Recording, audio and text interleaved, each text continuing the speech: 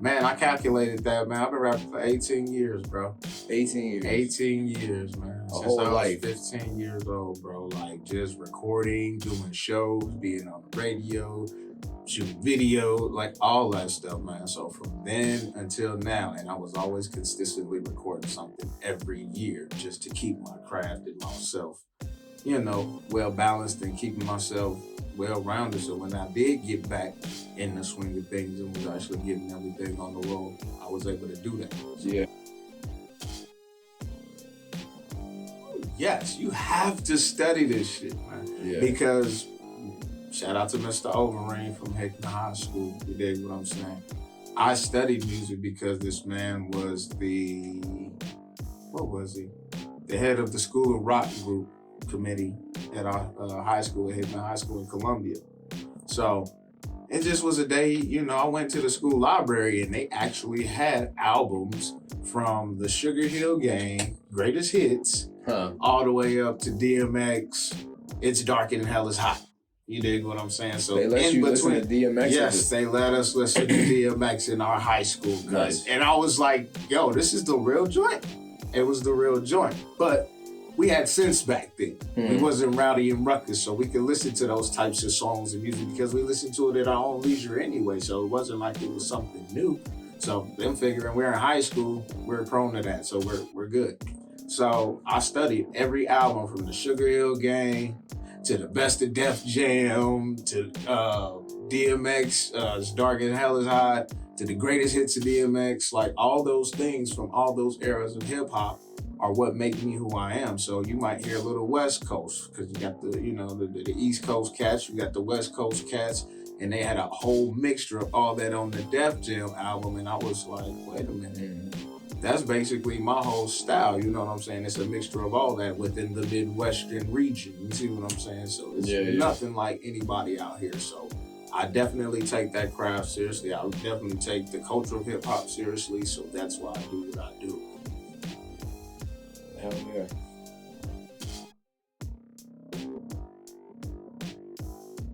Honestly, dog, I said this, I really don't know how much I'm gonna stand on it, but I said I'm not dropping anything, single, album. Now I will do features, but as far as my own stuff, I'm not dropping nothing until my stuff drops 1 million streams on Spotify. However, collectively it does it. I don't care.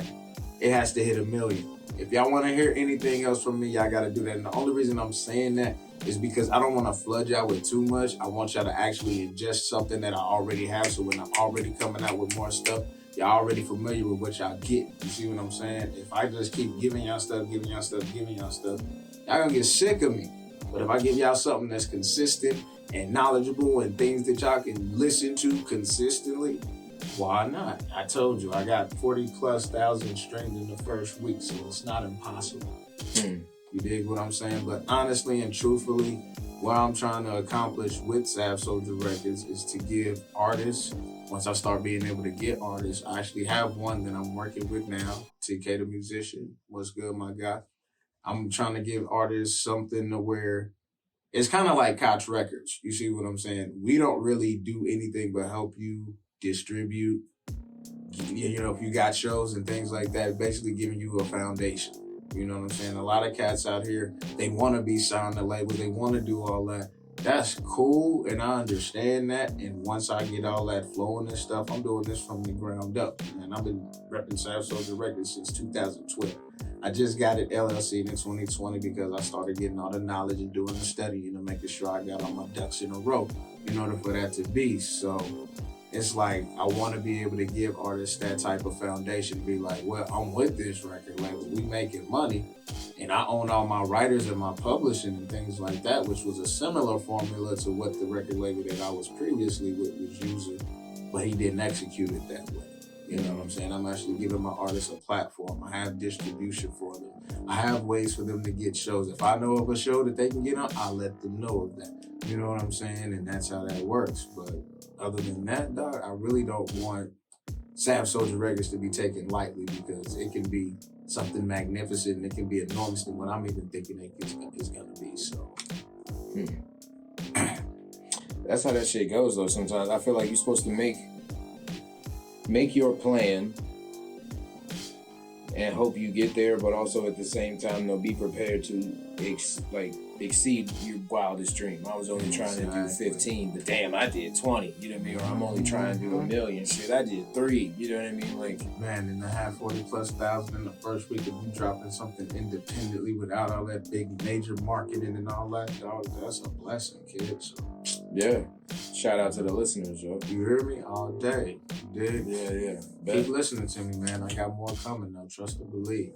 Even though I'm not going to drop anything else of my own, I'm still going to be on features. I'm still going to be dropping, tracks with other cats and things like that. So y'all still going to hear new stuff from me, but it's just not going to be a GBlaze song. It's going to be such and such featuring GBlaze. I mean, we going to be working at some point, for sure. Oh, yeah, definitely. Oh, That's right. It's so many things, bro. Like, it really is, dog. It's like your creative mind frame, your ability to be able to bring out certain things in people just by describing what you're wanting from them. Like, that shit is dope to me. Like, once you tell me, ashes on my pillow, bam, I got 2 verses done. You see what I'm saying? Yeah, like, quick. once you put me in that thinking mode and I'm on the wavelength that you want, oh, okay. Niggas like you coming home from work, you got that last joint, nigga.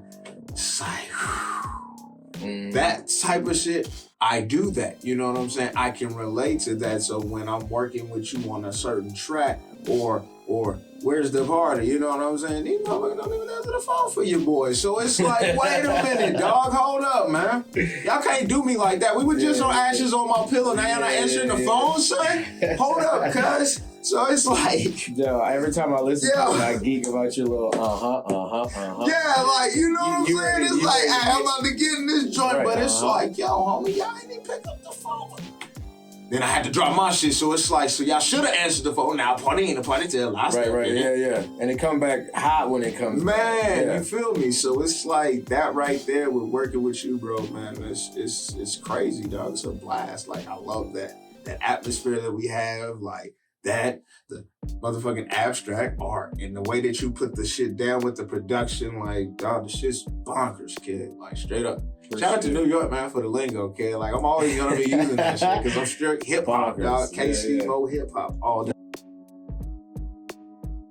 Evidently, I'm hip-hop, baby. The force is strong. I gotta be hip-hop, because you don't get that from rap. Nah. You don't get that from rap. You don't get that energy from rap. You get that energy from hip-hop. You see what I'm saying? So it's like, hip-hop is an electricity. It's a vibe. It's something that you breathe. It's something that is living.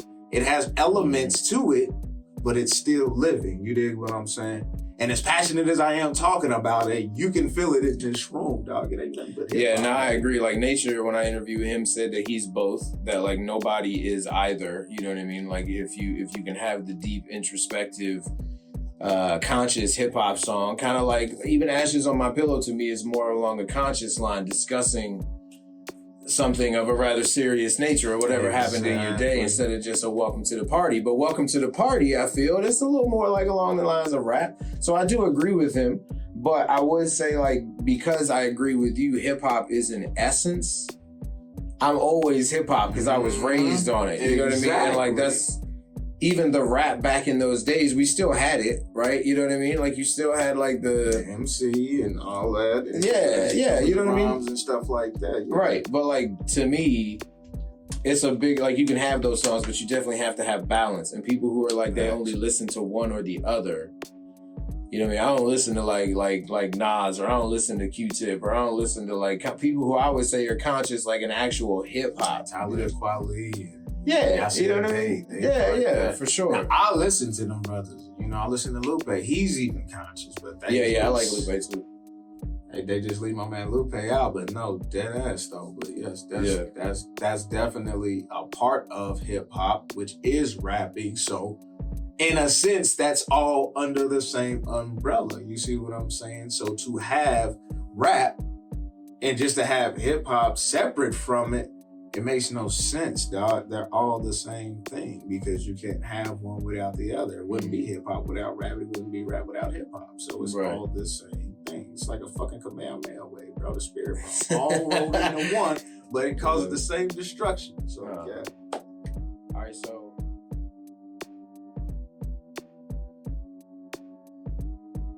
to me, what my freestyle is, or what a freestyle is, because what my freestyle is something probably totally different than what I think a freestyle is. No, just like if you had to describe, if somebody who was not hip hop, to be able to project a clear thought through orchestrated rhyme schemes. I just feel like that's my power, that's my superpower, dog, freestyle. Because I feel like now I've mastered my craft in a way, because when people hear me write, they tend to think it's my freestyle. And when I freestyle, people tend to think I wrote it. So I've mastered the craft of being able to make my lyricism and my wordplay and rhyme schemes interchangeable with one another by delivering them in a certain way to make you feel like, yo, that's a freestyle, but no, I wrote that. Or, oh man, he wrote that. No, that was a freestyle. So for example, my song, Just a Freestyle, that was really me just freestyling. I didn't write that. I didn't do any of that. Now, if you go on Instagram and you go into the reels, I entered this Wishmaster contest with Big Chris Calico. And that right there, I wrote. And a lot of people tend to think that I freestyled it. I was like, no, I didn't freestyle it. They were like, bro, I feel like you freestyled it. I'm like, no, bro. I woke up that morning when I got the text message from Wish, and I was like, cool, let me do this. From the time I woke up until the time I got to work, I wrote that joint, I recorded it, and I sent it in. And pray for your boy. Hopefully I win that joint, man, because that's going to be a definite big step for the kid at the Sav Soulja Records building. You feel me? Yes, indeed. Oh yeah, I feel a lot of people always feel that freestyle just means that you didn't literally write it down, as opposed to you're delivering it in the moment. And like freestyle is supposed to be delivered in the moment, right off the top of the dome. Like as we speak. Like I'm sitting right here, I can bust something out right now, and it don't even have to be about anything in particular, but it'll all flow. You see what I'm saying? So. Yeah, for sure.